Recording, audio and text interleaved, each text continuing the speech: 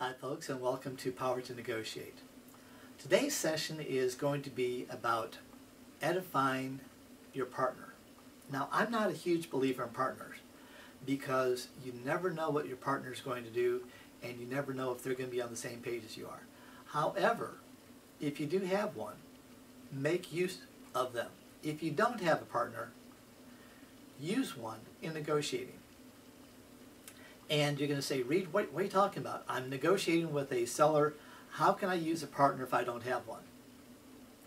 Hi, Mr. and Mrs. Seller. I'm going to make you the best offer I possibly can, but if my best offer doesn't meet your needs, can we still shake hands and walk away from the deal as friends? Is that fair? They say yes. Whenever you make a deal, whenever you start talking to someone, always use a third party as the deciding factor. You're not the guy. What you want to do is you want to say, that's a great thing. I'm going to have to run it by my boss. I'm going to have to run it by my partner. I'm going to have to run it by my financial advisor. I'm going to have to run it by my wife. I'm going to have to run it by my girlfriend. And you have them commit, and then you have a person that you can use as a third-party referent that can say, you know, that not quite a good enough deal. She thinks you're going to have to come down 10%, otherwise she's going to say no on this deal. You put somebody else as the bad guy.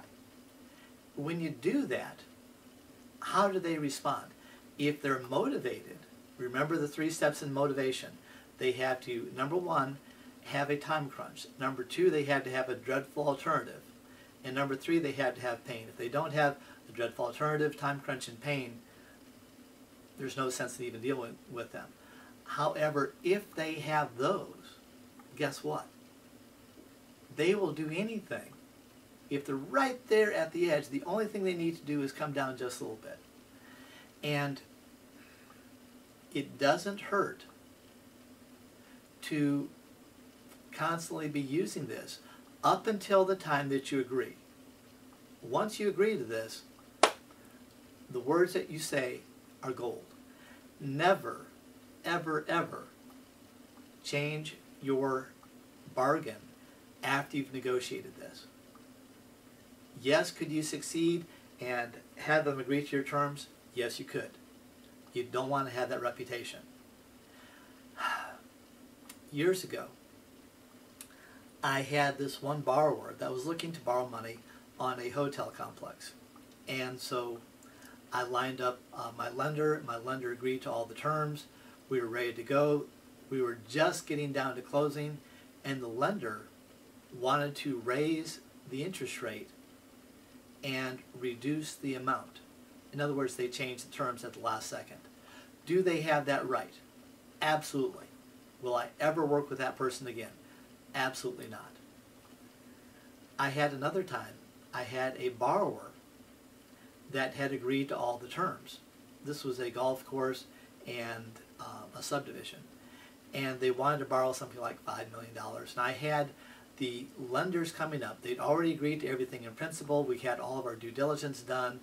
They were just coming up to do an eyeball on the project. The day before the lenders came up, the borrowers reduced the amount of the collateral by 50%. Boom. Do they have the right to do that? Absolutely. Will I ever work with them again? Absolutely not. Because you want your word to be gold. So you can negotiate up until the time that you say, let's do this, these are the terms, you shake hands on the deal. Once you shake hands, that deal is good. And if the deal isn't good, if you say, oh, no, I can't do this, back out of the deal gracefully. But don't try to renegotiate the deal. Can you do that? Have other people done that before? Yes, they have. I don't want you to do that. I want you to have integrity in your negotiating. Now, that does not mean that you're not trying to get the best deal you can before you come to terms. And just because I ask you for X amount for my product or for my house doesn't mean that you have to pay me that amount. But once you agree to it, and once they agree to it, keep your word.